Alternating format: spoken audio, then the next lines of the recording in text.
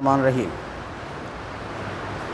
وَأَطِيعُوا اللَّهَ وَرَسُولَهُ وَلَا تَنَازَعُوا فَتَفْشَلُوا وَتَذْهَبَ رِيحُكُمْ وَاصْبِرُوا إِنَّ اللَّهَ مَعَ الصَّابِرِينَ وَلَا تَكُونُوا كَالَّذِينَ خَرَجُوا مِنْ دِيَارِهِمْ بَطَرًا وَرِئَاءَ النَّاسِ وَيَصُدُّونَ عَنْ سَبِيلِ اللَّهِ وَاللَّهُ بِمَا يَعْمَلُونَ مُحِيطٌ وَإِذْ زَيَّنَ لَهُمُ الشَّيْطَانُ أَعْمَالَهُمْ وَقَالَ لَا غَالِبَ لَكُمُ الْيَوْمَ مِنَ النَّاسِ وَإِنِّي جَارٌ لَكُمْ فَلَمَّا تَرَاءَتِ الْفِئَتَانِ نَكَصَ عَلَى عَقِبَيْهِ وَقَالَ إِنِّي بَرِيءٌ مِنْكُمْ إِنِّي أَرَىٰ ما لا ترون إني أخاف الله والله شديد العقاب إذ يقول المنافقون والذين في قلوبهم مرض غر هؤلاء دينهم ومن يتوكل على الله فإن الله عزيز حكيم ولو ترى إذ يتوفى الذين كفروا الملائكة يضربون وجوههم وأدبارهم وذوقوا عذاب الحريق ذلك بما قدمت أيديكم وأن الله ليس بظلام للعبيد۔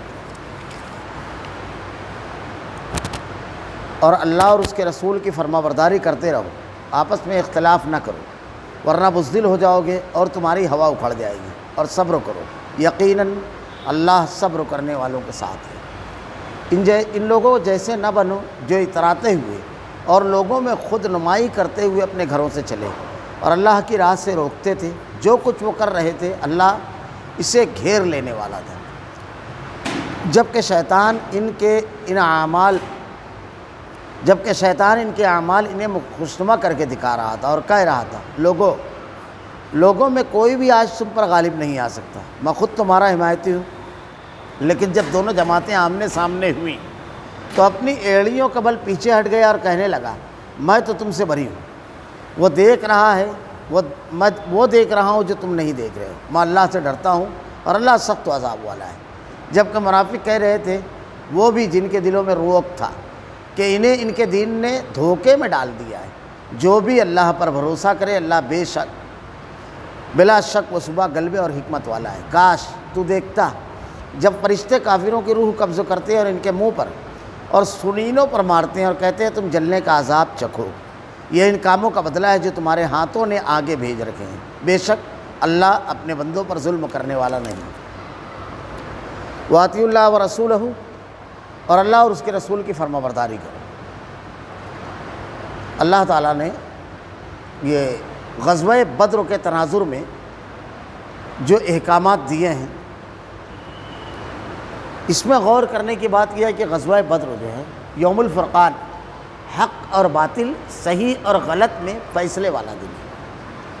اب اس مرحلے میں کئی ایک چیزیں تھیں، مسلمانوں کی تعداد بڑی قلیل تھی، کم، اور کافروں کی بہت زیادہ تھی۔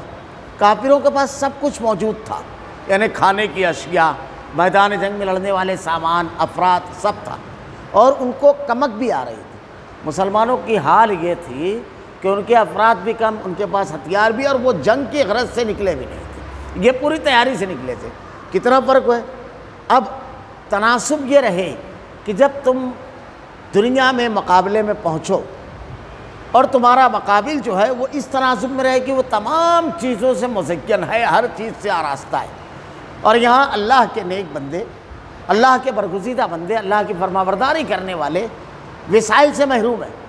ایسی صورت میں نقصان دہ چیزیں کیا ہیں؟ بنیادی نقطہ اس میں سمجھنے والا ہے کہ نقصان دہ چیزیں وہ نہیں ہیں کہ آدمی کے پاس کی تمام چیزیں کم ہیں، کیونکہ اللہ تعالیٰ اس کی بھرپائی مختلف ذریعے سے کر دیتا ہے۔ نقصان دہ چیز کیا ہے؟ پہلی چیز، اللہ اور اس کے رسول کی فرما برداری کرتے رہو۔ یعنی ہم جب دنیا کے اندر کوئی بھی قدم اٹھائیں، اتنے سخت مرحلے میں جب یہ کہا جا رہا ہے کہ اللہ اور اس کے رسول کی فرما برداری کرو، تو ہر حال میں آدمی کو کیا کرنا چاہیے؟ اللہ کے احکامات کی فرما برداری اور رسول کی تعلیمات پر عمل کرنا چاہیے۔ اگر آدمی یہ کرے گا، اللہ تعالیٰ نے دوسری جگہ قرآن میں کہا ہے، وَأَطِيعُوا اللَّهَ وَرَسُولَهُ لَعَلَّكُمْ تُرْحَمُونَ، تم اللہ اور اس کے رسول کی فرما برداری کرو، اللہ تم پر رحم کرے گا تاکہ تم پر رحم کیا جائے، تو اللہ کا رحم مل جاتا ہے، اس سے اللہ تعالیٰ کامیابی دیتا ہے، اللہ کی مدد آتی ہے، ساری چیزیں۔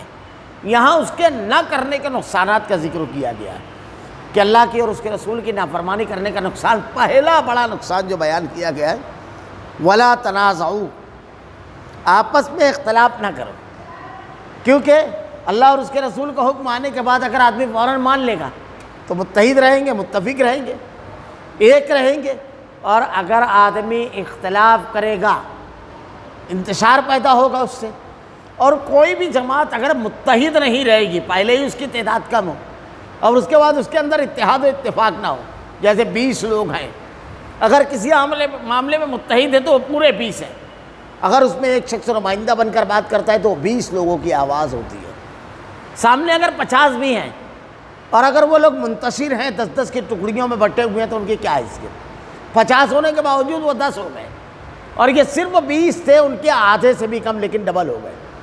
یہ ہے اتحاد کی طاقت۔ ان میں سے جب ایک شخص بات کرے گا تو اس کا لب و لہجہ 20 آدمیوں کی طرح ہوگا، اس کی قوت 20 آدمیوں کی طرح ہوگی، اس کی افراد اس کی پشت پر 20 ہوں گے۔ اور یہاں جب ایک آدمی بات کرے گا تو اس کو معلوم ہے کہ میرے پیچھے صرف 10 لوگ ہیں، 40 تو کھڑے رہیں گے تماشا دیکھتے ہوئے، اس لیے ہم 10 لوگوں اس کی آواز پست رہے گی۔ یعنی اکثریت میں ہونے کے باوجود اقلیت میں آدمی آ جاتا ہے، یہ سب سے بڑا نقصان ہے جب منتشر ہو جاتا ہے۔ ولا تنازعوا، آپس میں اختلاف نہ کرو، اگر اختلاف کرو گے تو ہوگا کیا؟ اللہ نے ارشاد فرمایا فتفشلوا، ورنہ بزدل ہو جاؤ گے۔ کم ہمتی، بزدلی، حوصلہ شکنی، یہ سب کب آتی ہے؟ جب اختلاف ہوتا ہے آپس میں، اور جب اتحاد اتفاق ہوتا ہے تو اس کی بالکل الٹ چیزیں آتی ہیں، سب ایک قوت بن جاتے ہیں اور جرأت اور شجاعت آتی ہے اور بالکل مردانہ وار حالات کا آدمی مقابلہ کرتا ہے، ایسا معاملہ ہو جاتا ہے اتحاد و اتفاق اگر ہوتا ہے۔ تو اللہ نے کہا ورنہ بزدل ہو جاؤ گے، اور جب بزدلی آئے گی تو اس کے بعد کیا ہوگا؟ وَتَذْهَبَ رِيحُكُمْ، اور تمہاری ہوا اکھڑ جائے گی، پھر تمہاری کوئی شناخت نہیں رہے گی، تمہاری کوئی طاقت نہیں رہے گی، تمہاری کوئی قوت نہیں رہے گی، تمہارا کوئی وزن نہیں رہے گا، تم اکھڑ جاؤ گے، ختم ہو جاؤ گے۔ آج ہندوستان کے ملکی حالات کے اوپر ہم غور کریں تو ہماری کیا صورتحال ہے؟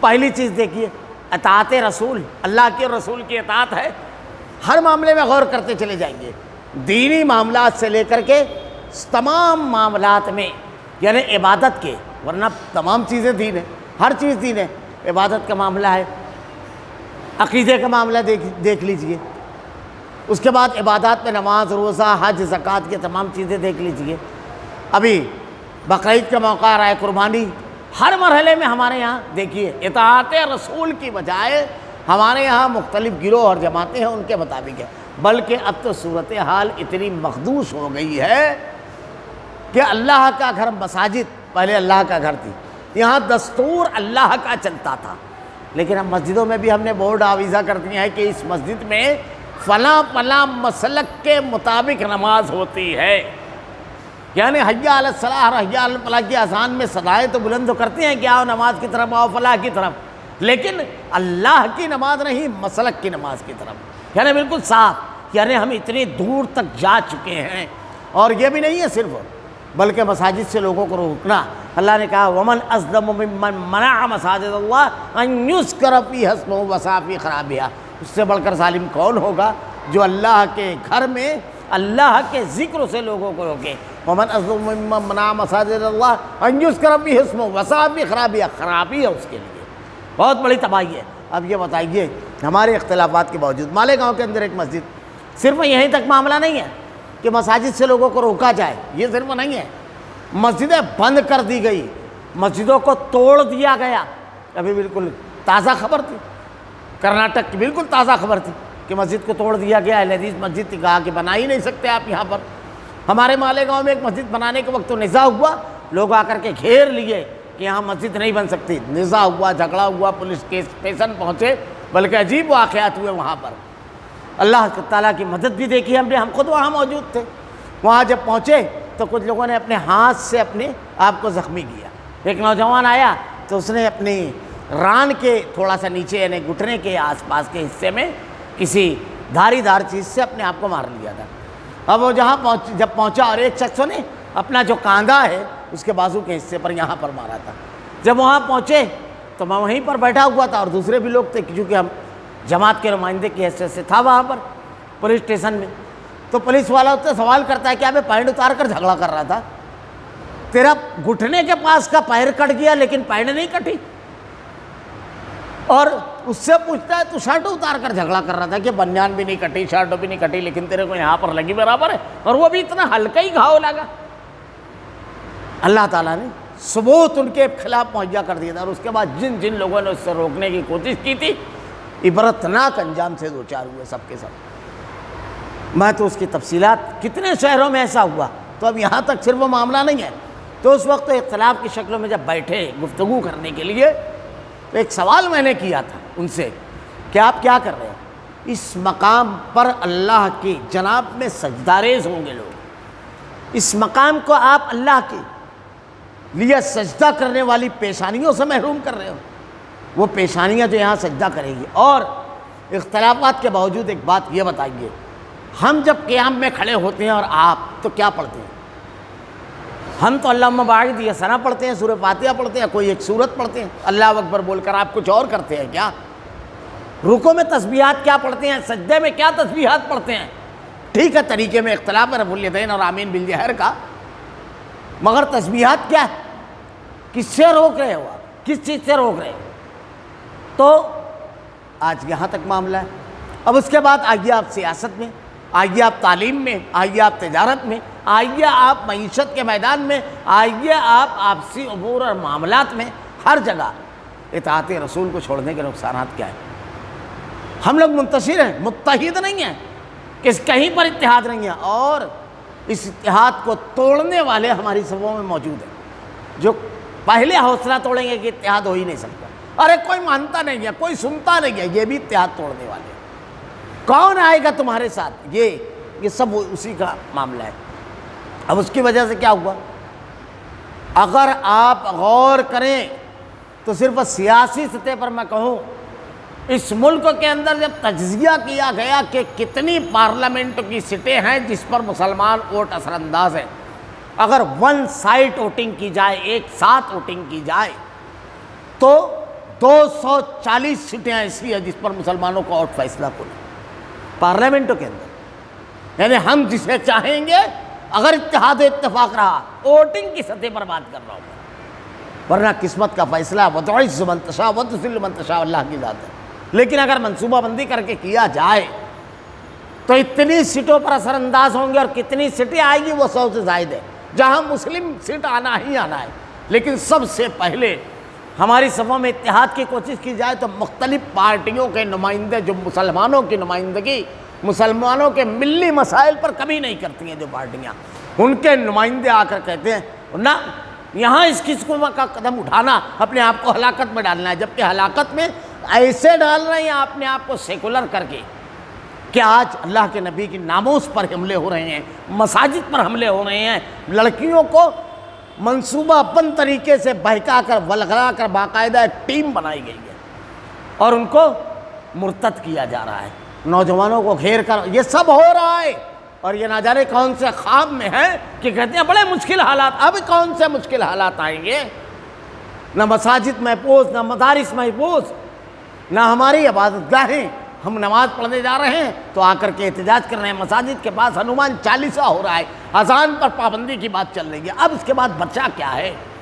لیکن یہ ملت فروش، ضمیر فروش، اپنے مفاد کے لیے قوم کے سوداگر، یہ آ کر یہی نعرہ دیں گے تو کیا ہوا پھر اس کے بعد؟ انتشار کا نقصان۔ اللہ تعالیٰ نے آگے پہلا جملہ کہا آپس میں اختلاف نہ کرو ورنہ بزدل ہو جاؤ گے۔ آج بزدلی یہ ہے کہ کسی بھی آدمی کے اوپر کوئی بھی الزام لگا کر کے اس کو اٹھا لیا جا رہا ہے، 20 سال، 10 سال، 2 سال، 4 سال، 12 سال جیل کی سلاخوں کے پیچھے، پورا کیریئر تباہ ہو جاتا ہے۔ اس کے بعد کورٹ کا فیصلہ آتا ہے کہ یہ بے گناہ تھا، کوئی آواز نہیں ہے، کسی بھی قسم کا الزام لگا دو۔ ٹی وی چینلز منصوبہ بند ڈھنگ سے ایسے پروگرام چلاتے ہیں، حالانکہ اگر یہ سیکولر یا صحافی ہوں تو ہر مذہب کے بارے میں ایسا پروگرام چلائے، لیکن کبھی آپ کو نہیں ملے گا، سوالات نہیں اٹھائیں گے، بہت ساری چیزیں ہیں۔ کیا ہوا؟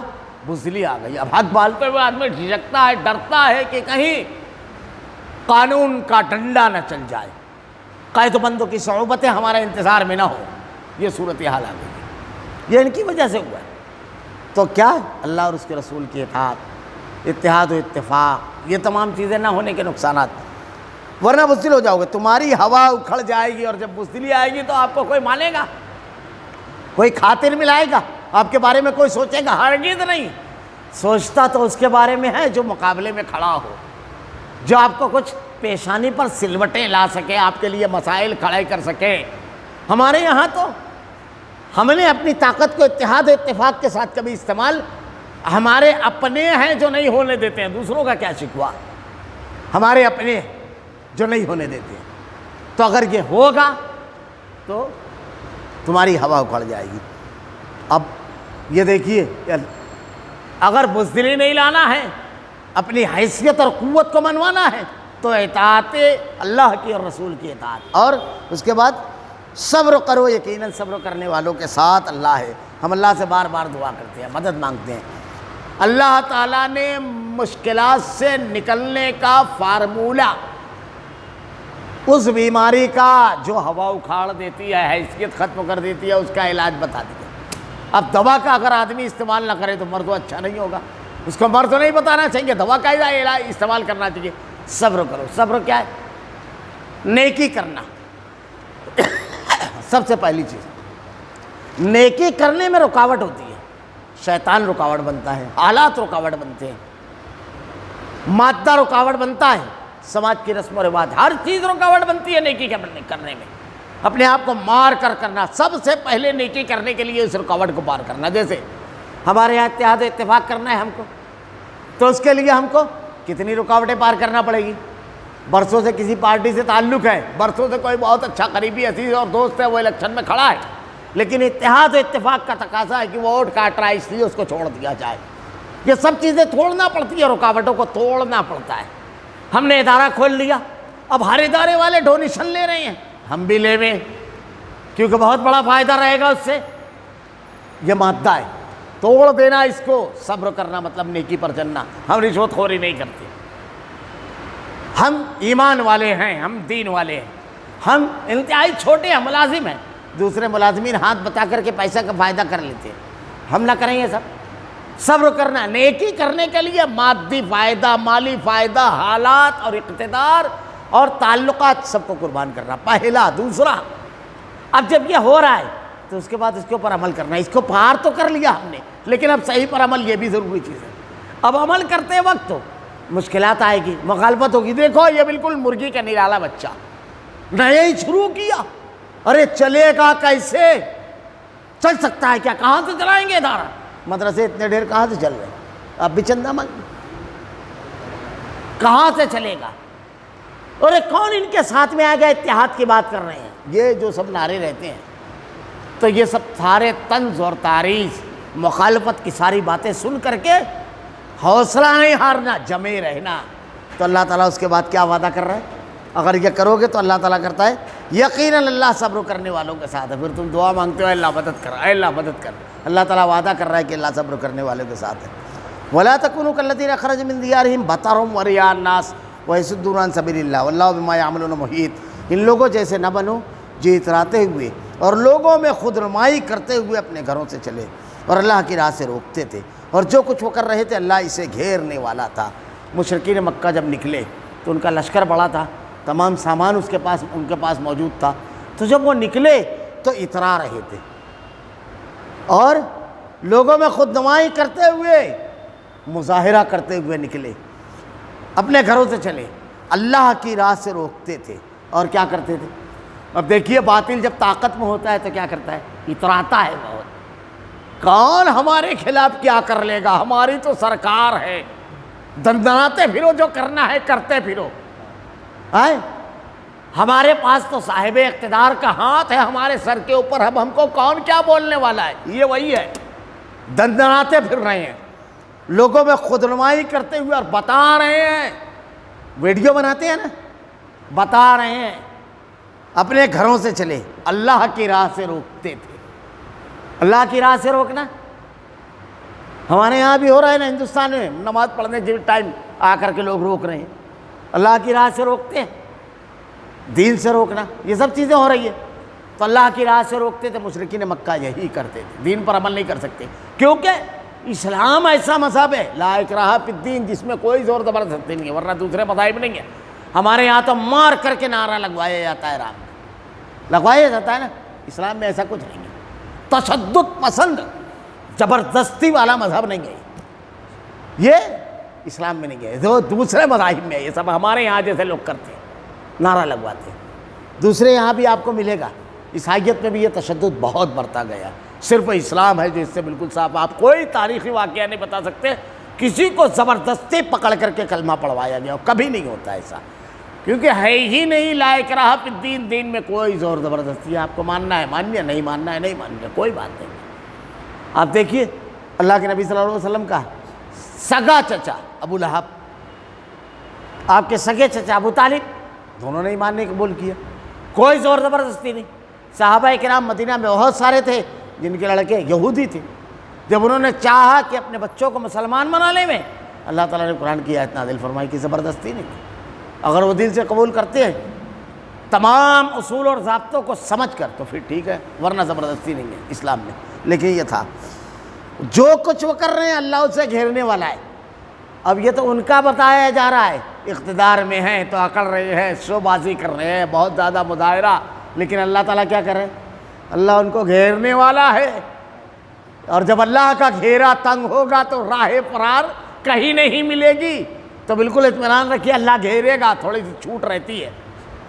جیسے ابھی دیکھیے بین الاقوامی دباؤ جیسے ہی آیا، سب بلوں میں گھسنے لگے اللہ کے نبی کی شان میں گستاخی کرنے والے، معمولی دباؤ پہ اللہ گھیرے گا، چھوڑے گا نہیں ظلم کرنے والوں کو، اللہ تعالیٰ کہہ رہا ہے وَإِذْ زَيَّنَ لَهُمُ الشَّيْطَانُ أَعْمَالَهُمْ وَقَالَ لَا غَالِبَ لَكُمُ الْيَوْمَ مِنَ النَّاسِ،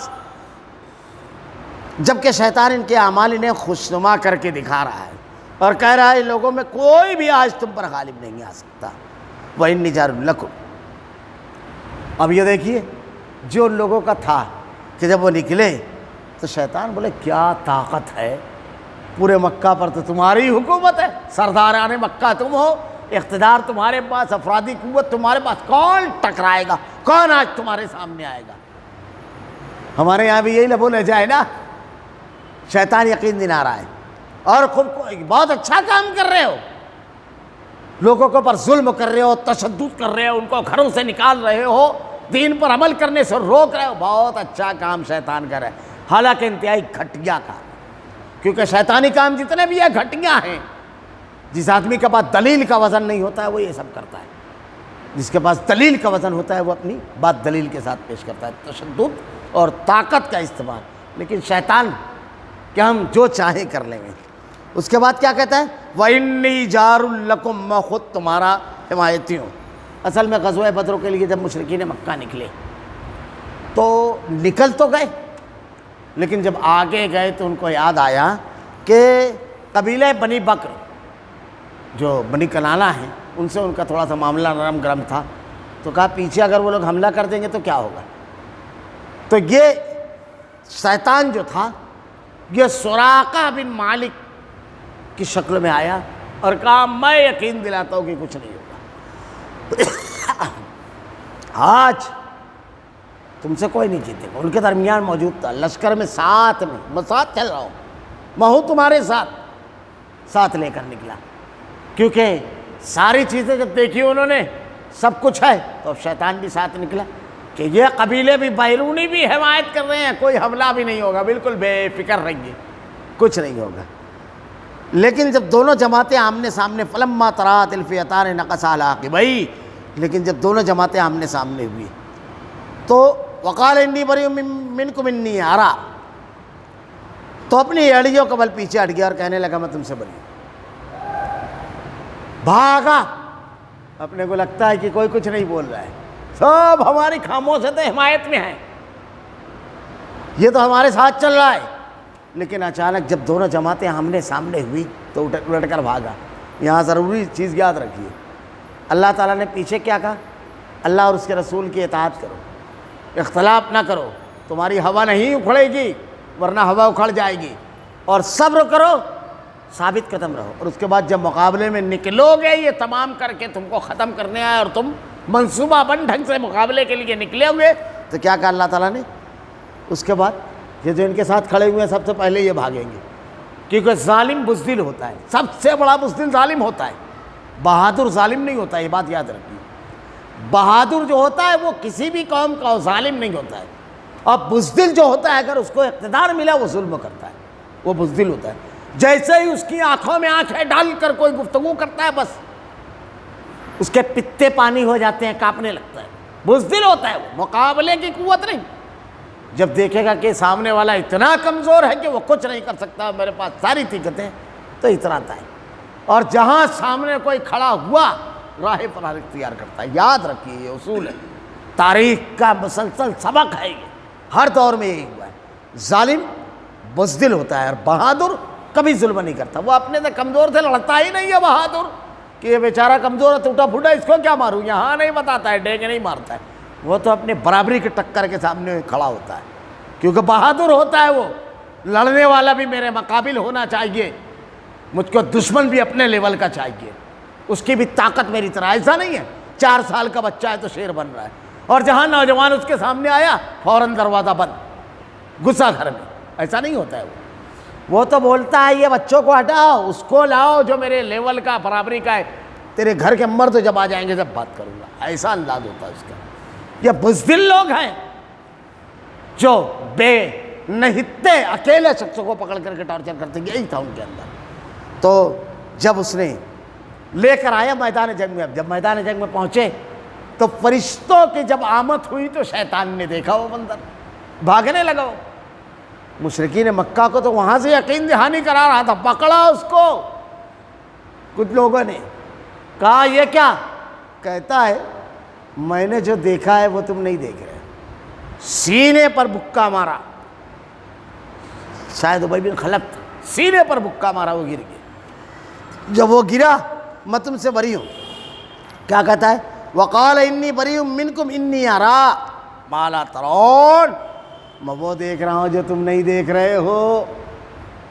فرشتوں کی آمد ہوئی ہے، تم کو وہ سب نہیں دکھائی دے رہا تھا، دشمن کو وہ سب نہیں دکھائی دیتا ہے۔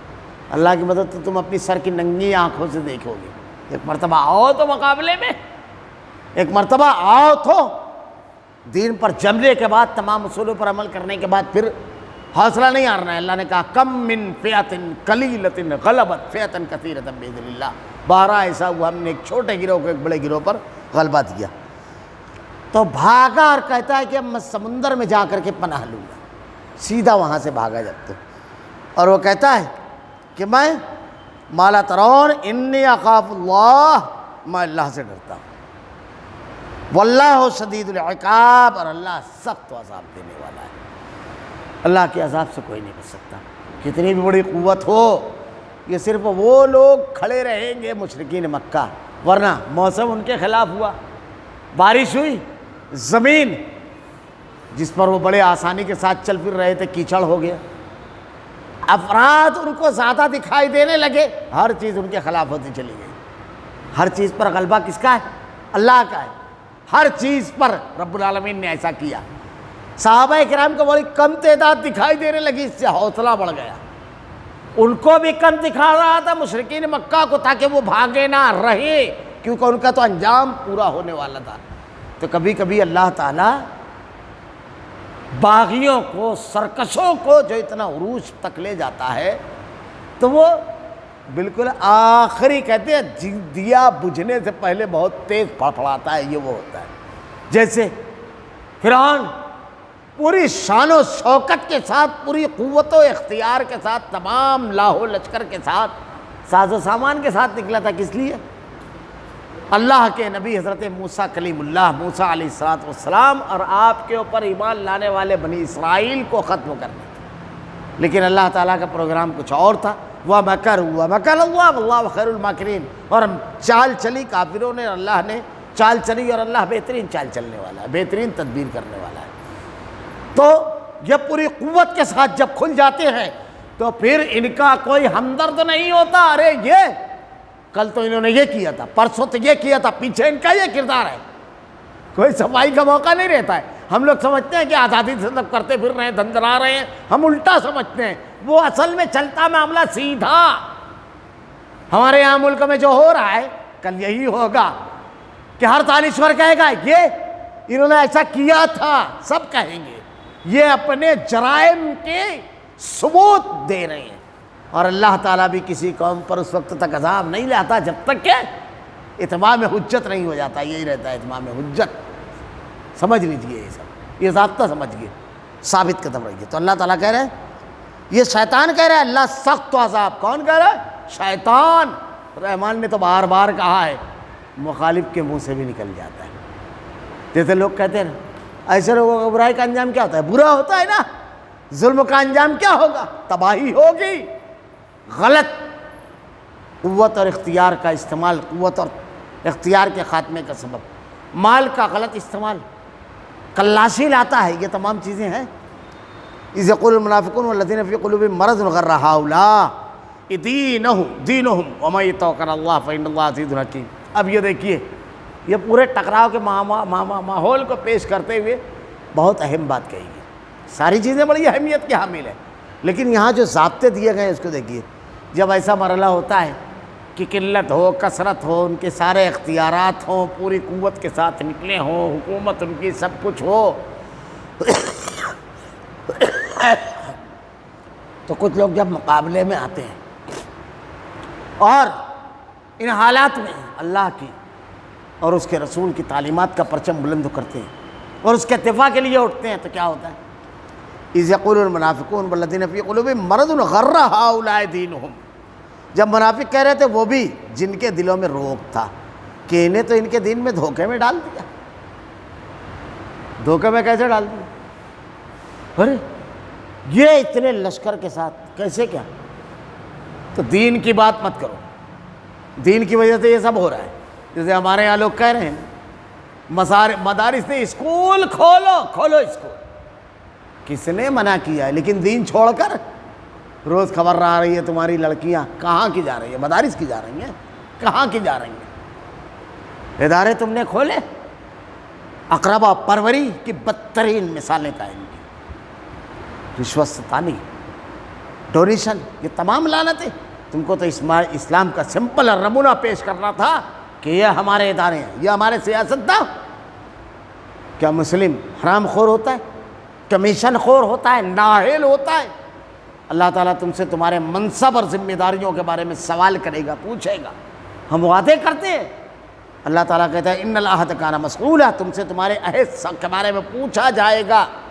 جنتیوں کی پہچان بتائی، والذین هم لاماناتہم وعہدہم راعون، جو امانت کی اور وعدوں کی حفاظت کرنے والے ہیں، جو وعدہ کرتے ہیں۔ الیکشن کے ٹائم اب سا وعدہ کر لیں اور اس کے بعد اس کو پورا نہ کریں، یہ ساری چیزیں اس میں داخل ہیں۔ ہم اسلام کے نمائندے ہیں، ہر شخص ہر مقام پر عمل کر کے وہ یہ بتاتا ہے اس مذہب کی، اس تعلیم پر عمل کرنے کی وجہ سے یہ ہوا ہے، اس کی وجہ سے یہ ہوا ہے، یہ تمام کے تمام معاملات۔ تو اللہ تعالیٰ کہہ رہا ہے کہ وہ کہیں گے ارے اب دین پہ عمل کریں گے تو کیسے چلے گا ادارہ؟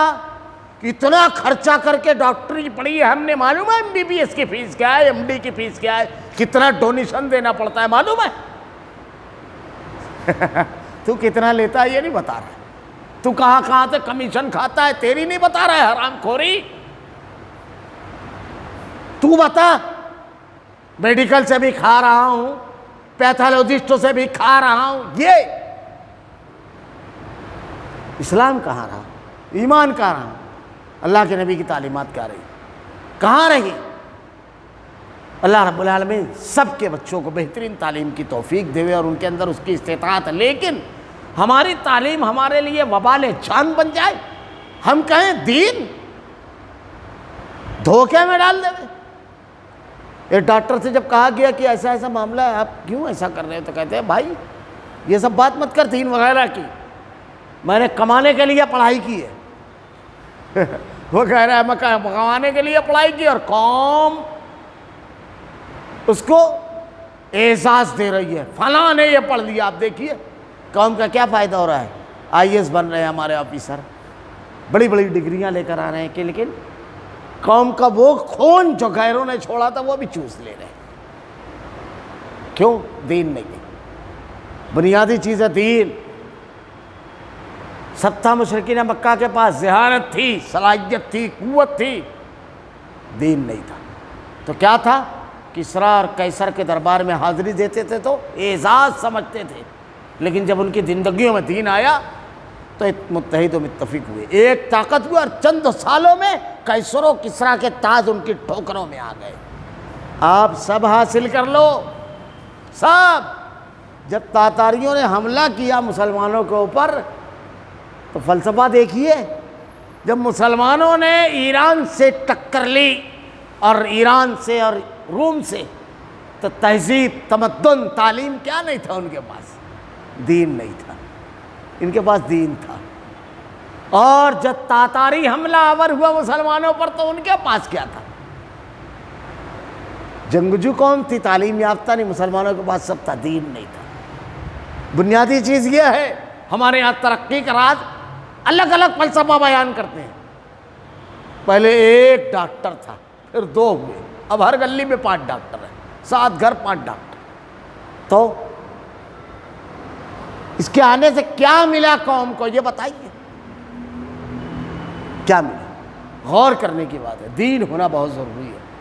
بنیاد پر محنت کیجئے، افراد جب تیار ہوتے ہیں، اور جب تیار افراد جائیں گے تو تم کو بہترین تعلیمی ادارے ملیں گے، بہترین تعلیمی ادارے چلانے والے ایماندار لوگ ملیں گے جو اللہ پر توکل اور حالات کے مطابق محنت کر کے چلائیں گے، نہ کہ غلط راستوں کا انتخاب کر کے کام کریں گے۔ یہ ذہن میں رکھیے جب دین ہوتا ہے تو جب وہ ایک الگ عنوان ہے مستقل، انشاءاللہ کسی موقع پر مفصل گفتگو کروں گا۔ تو یہ لوگ کیا کرتے ہیں؟ جیسے منافق نے کہا ارے اتنے لوگ، یہ اب تو ہم گئے، مشکل ہے۔ تو ایسے ہی آج کہتے ہیں نا، ایسے حالات میں یہ کرنا، اگر مسلمانوں کو متحد کرنے کی کوشش کریں گے تو سامنے والے متحد ہو جائیں گے۔ ارے تو کیا منتشر ہیں وہ، جینا آپ کی زندگی اجیرن کر رکھی ہے، یہ سب ڈالتے ہیں۔ تعلیمی اداروں چلائیں گے کیسے، ادارہ پیسہ کہاں سے آئے گا ادارہ چلانے کے لیے، یہ سب جواز، اتنا خرچہ کر کے پڑے ہیں، یہ سب چیزیں الگ الگ فلسفے بیان کرتے ہیں۔ اگر اتنا زیادہ لوگوں کا خیال رکھیں گے تو کمائیں گے کیا؟ صرف وہ حلال حلال، مولانا تو فتویٰ دے کے بیٹھ جاتے ہیں کنارے، ارے ترقی کہاں سے کریں گے، کہاں سے کریں گے ترقی؟ سارے سوالات اٹھائے جاتے ہیں۔ کب؟ دین پر عمل کے ٹائم۔ میں نے خطبے میں کہا تھا، ہمارے یہاں اکثر کچھ بڑا عجیب المیہ ہے، یہودی اور غیر مسلم افراد باقاعدہ اس کے لیے ٹرینڈ ہے، تیار کیے جاتے ہیں، واٹس ایپ اور فیس بک پر ڈالتے ہیں، ٹرینڈ چلایا جاتا ہے۔ یہ ایک اجلاس ہوگا مسلمانوں کا، اتنا خرچ ہوا، اتنے پہ ایک ادارہ کھڑا ہو جاتا ہے۔ مسلمانوں کے اتنے مدارس میں اتنی زکوٰۃ جاتی ہے، ایک ادارہ کھڑا ہو جاتا ہے اس میں۔ کون سا ادارہ؟ کون سا؟ پوچھو ذرا ان سے۔ کالج، کون سا کالج؟ جہاں ڈگری لینے کے بعد تاجر نکلتے ہیں، خادم نہیں، معاف کیجیے گا، تاجر نکلتے ہیں جہاں سے، جو قوم کے جو بچے ہوئے خون ہے اس کو بھی چوس لیں گے۔ خیر وہ جانے دیجیے، دوسری بحث ہے، میں یہ بحث نہیں کرتا۔ میں یہ بولتا ہوں کہ ہم یہ تو سوچتے ہیں، لیکن ہم نے کبھی دوسری چیزوں کے بارے میں کہا کہ اگر یہ نہیں ہوتی تو مشاعرے ہوں گے، اس کے ٹکٹ خرید کر کے قوم جائے گی۔ جب یہ سوال نہیں کھڑا ہوگا کہ سالانہ اتنے مشاعرے ہوتے ہیں، اتنے ڈرامے ہوتے ہیں، اتنے فیسٹیول ہوتے ہیں، اتنے تہوار ہم مناتے ہیں، ایک عید پر اگر 12 جوڑا 4 جوڑا 6 جوڑا کپڑا بنانے کے بجائے کپڑا بتاتے ہیں باقاعدہ برانڈیڈ ہے، یہ کتنے کی ہے؟ 4000 کی۔ کتنے کی ہے؟ ارے 11000 کی پینٹ برانڈیڈ، اچھا دے دیا ہے فارمولہ برانڈیڈ کا، بیوقوف بنانے کا۔ جوتا برانڈیڈ ہے تو وہ جوتا کم رہے گا، تاج کی طرح اس کو 6 دفعے دیکھے گا دن بھر میں، نماز 5 ٹائم پڑھے گا، لیکن جوتا، تاکہ لوگ پوچھیں کیا بھی کتنے کا؟ ارے برانڈیڈ ہے، وہ 9,000 کا ہے۔ یہ 400 کا بھی جوتا چل سکتا تھا، وہاں یہ سوال کوئی نہیں کرتا ہے کہ اگر یہ قوم صرف ہلکا چپل جوتا استعمال کر لے جو سال بھر چلتا ہے تو ایک ادارہ کھڑا ہو جائے، وہاں کبھی نہیں بولیں گے۔ کیوں؟ دین کو کنڈم کر کے، جیسے ایک جاہل شاعر گزرا ہے، رافضی تھا ندا فاضلی، اس نے ایک شعر کہا تھا، میں اس وقت جواب اسی وقت، یعنی کافی دنوں سے یہ جواب دے رہا ہوں۔ وہ کہتا ہے گھر سے مسجد تو بہت دور ہے، چلو کسی روتے ہوئے بچے کو ہنسا لیتے ہیں۔ اب دیکھیے بات کرنے کا ایک طریقہ ہوتا ہے، بادشاہ کے بارے میں یہ نہیں کہا جاتا ہے کہ یہ چمار رنگ ہے، بادشاہ ہے، یہ طریقہ ہی نہیں ہے۔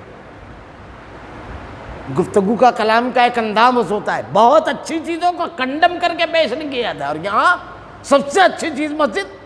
ارے مسجد ہی میں جانے والے جو ہوتے ہیں وہیں سے یہ تعلیم ملتی ہے کہ کسی کے آنسو پوچھ لینا، کسی کے درد کو اپنا درد بنا لینا، کسی کی عزت نفس کو مجروح ہونے بغیر چپکے سے دے دینا. ہمارے یہاں یہ سوسائٹیوں والے ہیں جو بیاض بانٹنے بیٹھتے ہیں، تو وہ معصوم، وہ غریب جو خرید نہیں سکتے، ان کی غیرت و حمیت کی سوداگری ہمارے معصوم ذہنوں میں بے غیرتی اور بے ضمیری پیدا کرتے ہیں. ان کے فوٹو کھینچتے ہیں، ایک کیلا بانٹتے ہیں تو 3 لوگ ہاتھ لگا بڑھاتے ہیں، پہلے وہ کیلا 3 لوگ پکڑتے ہیں. ایک کٹ قوم نے دیا پیسہ، بانٹ رہے ہیں تو فوٹو پہلے آنا چاہیے، کٹ چاہے برابر دکھے نہ دکھے لیکن انکار سامنے والے کا چہرہ ضرور آنا چاہیے. یہ مساجد مدارس میں نہیں، لیکن وہ کہتا کیا رافضی تھا. یہ نہیں کہا کہ گھر سے امام باڑہ تو بہت دور ہے چلو کسی روتے ہوئے، کیونکہ رافضی تھا وہ. یہ نہیں کہا گھر سے شراب خانہ تو بہت دور ہے، میں خانہ تو بہت دور ہے چلو کسی روتے ہوئے بچے کو ہنسا لیتے ہیں. یہ نہیں کہا گھر سے تھیٹر تو بہت دور ہے چلو. یہ نہیں کہا گھر سے ہوٹل تو بہت دور ہے چلو کسی روتے نہیں، کیونکہ دین نہیں تھا. دین سے دور کرنے والا یہ بے غیرت، اس کا مقصد آنسو پہنچنا نہیں، مسجد سے روکنا تھا. اگر آنسو پہنچنا مقصد ہوتا تو عبادت گزار بھی بناتا، اور پھالتو مقام پر خرچ کرنے، ہوٹلنگ کرنے، شاپنگ کرنے، لانگ ڈرائیونگ کرنے، پکنک، یہ تمام چیزوں کو مثال کے طور پر لاتا، تمثیل کے طور پہ. تو ہمارے یہاں بھی یہ جو لوگ بولتے ہیں یہ اصل میں دینی کوئی ادارہ قائم کرنے کا نہیں ہے، یہ غیر مسلموں کی طرف سے چلایا جاتا ہے، اسلام دشمنوں کو. لیکن ہمارے یہاں بے وقوف واٹس ایپ اور فیس بک کا استعمال کرتے ہوئے عقل و دانش کو اپنے گھروں میں لگ دیتے ہیں، اور کبھی اہل علم و دانش یعنی علماء سے رجوع نہیں ہوتے ہیں. کیونکہ ہمارے یہاں تو علماء کو بالکل کبھی علماء کی طرف سے آپ کو اس قسم کی جاہلانہ تحریر نہیں ملے گی. اور ہمارے یہاں تو علماء پر سب سے زیادہ منفی تبصرہ سکھایا جاتا ہے. جوہلا کو یہ بتایا جاتا ہے کہ جوہلا کی صحبت میں رہو، علماء کی نہیں، تاکہ مکمل طور سے دین ختم ہو جائے، دینداری نہ رہے. یہ سب چیزیں بڑی اہمیت کی حامل ہیں. تو منافقین نے یہی کہا، ارے یہ تو یہ ہو گیا، یعنی نقصان بتایا. اللہ تعالیٰ کہہ رہا ہے وَمَن يَتَوَكَّلْ عَلَى اللَّهِ، جو بھی اللہ پر بھروسہ کرے، فَإِنَّ اللَّهَ عَزِيزٌ حَكِيمٌ، بلا شبہ غلبے اور حکمت والا ہے. اللہ غلبے اور حکمت والا ہے، تو اللہ تعالیٰ کی دین پر جب عمل کریں گے تو وہ بھی ہم کو غالب کر دے گا. اور حکمت والا ہے، اس کا ہر کام انتہائی حکیم ہوتا ہے، وقت پر ہوتا ہے. ہمارا کام ہے کہ دین پر ڈٹے رہیں. اللہ رب العالمین سے دعا ہے کہ رب العالمین ہر قسم کے حالات میں دین پر جمے رہنے، ڈٹنے کی توفیق دے. اے اللہ صحیح تدبر اور صحیح دانائی اور صحیح قوت فیصلے عطا کر. رب العالمین صبر کے بارے میں تو نے بار بار ارشاد فرمایا، اے اللہ صبر کرنے، ثابت قدم رہنے کی توفیق دے رب العالمین. الہ العالمین دینی غیرت و حمیت عطا کر، تیری اور تیرے نبی کی اطاعت اور فرما برداری کی توفیق دے، اور ان کے تمام فوائد و ثمرات جو تو نے بیان کیے ہیں وہ عطا فرما. اللہ ہمارا خاتمہ ایمان پر فرما. ربنا لا تزغ قلوبنا بعد إذ هديتنا وهب لنا من لدنك رحمة إنك أنت الوهاب. سبحانك اللهم وبحمدك أشهد أن لا إله إلا أنت أستغفرك وأتوب إليك.